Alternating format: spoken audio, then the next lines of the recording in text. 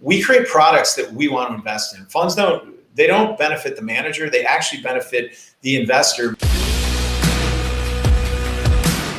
How important is diversification, liquidity, okay, and getting out of debt when you only have to get rich once? So your question, how important is diversification and liquidity?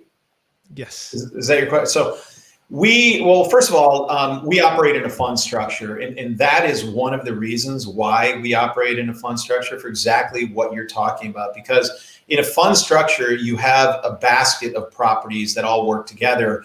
And there's actually a big advantage. I don't know how much I want to get into the weeds about this, but we create products that we want to invest in. Funds they don't benefit the manager, they actually benefit the investor, because our performance fees are cross-collateralized around 10, 12, 15 deals in a fund. And so when we think about risk management, you have each and every deal in the fund that is in its own special purpose entity, and then all of those roll up into a holding company, which is called the fund. So if you have a problem with an asset, and invariably there will be, you can always take cash flow from the fund, from another asset, and rescue that. When you're doing individual deals and you're syndicating, the challenge with that is suddenly if a deal needs $2 million or $3 million in capital improvements or rescue capital, or the bank calls their loan, or something bad happens in the market, well, the only place to go for that is your investor group, and you have to call capital or put more capital in, or lend, or find a way. And so there's huge structural advantages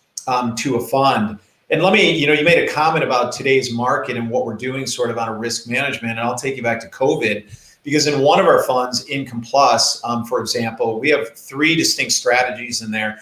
We have a preferred equity strategy, we have sort of a core plus value added strategy, and we have a ground up development strategy that's 20% of that fund. So all baked into one single fund, and it's really an income oriented fund for a moderate, risk investor.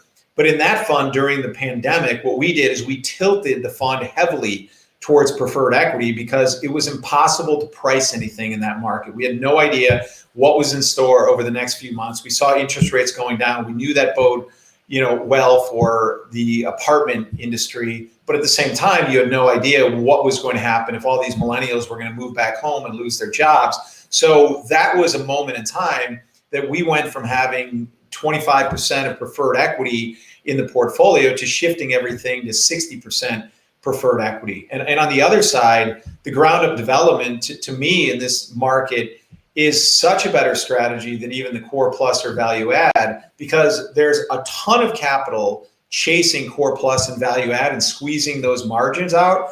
But the development margins are still so high that if you believe interest rates are going up or cap rates are going up, you can guard against those through your return on cost or by developing to a higher cap rate in the future. So ours has really been a barbell approach. And I agree with you that it's been really, really challenging for us to get our hands on existing value add projects, because we're going on 10, 12 years. So right now we're sort of, lending and then doing ground up development. And that's where we see the greatest risk adjusted returns in this market. Excellent.